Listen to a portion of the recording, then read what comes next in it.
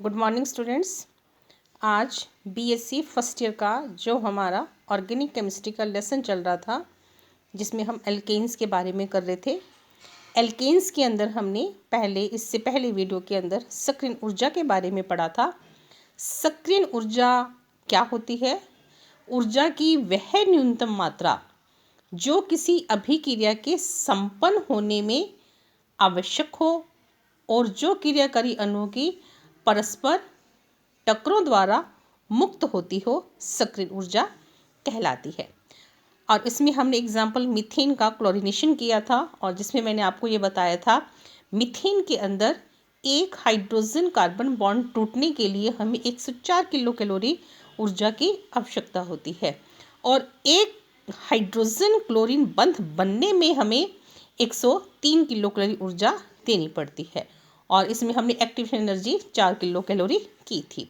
और ये जो एक्टिवेशन एनर्जी है, ये उसके टक्करों पर यानी जो ये टक्कर करते रहते हैं अणु जो है अपनी गतिज ऊर्जा के द्वारा सक्रिय ऊर्जा प्राप्त करते हैं।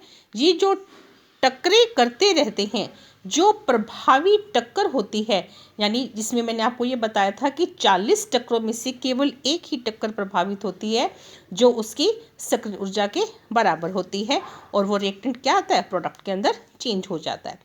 आज इसके अंदर हम ओरिएंटेशन की बात करते हैं।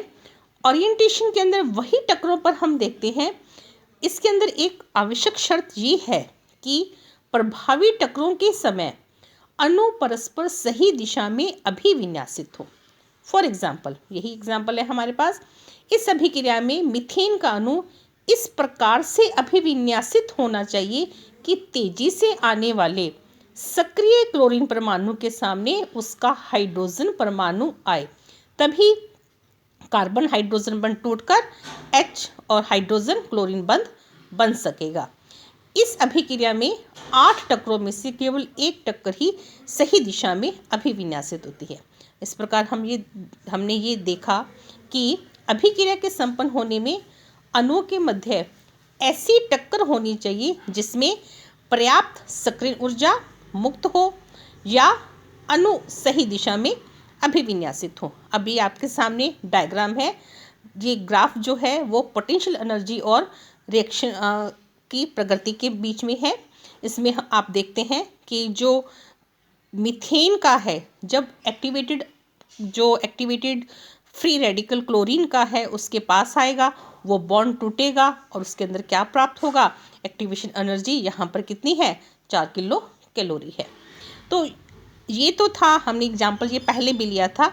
हम दूसरा एग्जाम्पल लेते हैं। दूसरे एग्जाम्पल के अंदर ब्रोमीन और मीथेन का ब्रोमिनेशन करवाते हैं।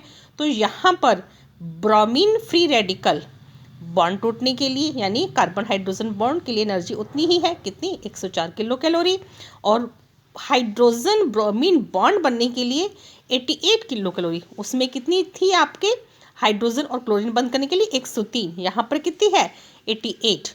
तो यहाँ पर डेल्टा H कितना है, वो है 16 किलो कैलोरी पर मोल है, लेकिन यहाँ एक्टिवेशन एनर्जी कितनी है, 18 kilo calorie. That means bromine के लिए ये एक्टिवेशन एनर्जी कितनी आती है, ये इसका नीचे डायग्राम दिया हुआ है, 18 किलो कैलोरी एक्टिवेशन एनर्जी है इसकी। तो हम ये दोनों एग्जाम्पल से हमें क्या पता चला, इसमें ये बात स्पष्ट है कि कोई भी अभिक्रिया चाहे ऊष्माशोषी हो अथवा ऊष्माक्षेपी हो, उसे प्रारंभ करने के लिए हमें सक्रिय ऊर्जा के बराबर ऊर्जा देनी ही पड़ती है। और सामान्य अभिक्रिया पर तो यह बात लागू होती है कि जिसमें कम से कम एक बंध तो टूटता है और एक बंध बनता है, लेकिन उस अभिक्रिया पर यह लागू नहीं होता जिसमें एक बंध टूट तो रहा हो लेकिन एक नया बंध बन रहा हो। ऐसी अभिक्रिया की सक्रिय ऊर्जा तथा अभिक्रिया ऊर्जा का मान समान होता है। मैंने क्या बात बोली, मैं रिपीट कर रही हूँ इस चीज़ को। इसके अंदर एक सामान्य अभिक्रिया पर तो यह नियम लागू होता है जिसमें कम से कम एक बंध तो टूटता है और एक बंध नया बनता है, लेकिन उस अभिक्रिया पर लागू नहीं होता जिसमें एक बंध टूट तो रहा हो लेकिन नया बंध बन न रहा हो। तो ऐसी अभिक्रिया की सक्रिय ऊर्जा तथा अभिक्रिया ऊर्जा के मान समान होते हैं। तो इसमें एग्जाम्पल हम लेंगे उसका, क्लोरीन जब फ्री रेडिकल के अंदर चेंज होता है। आज के लिए इतना ही। Thank you.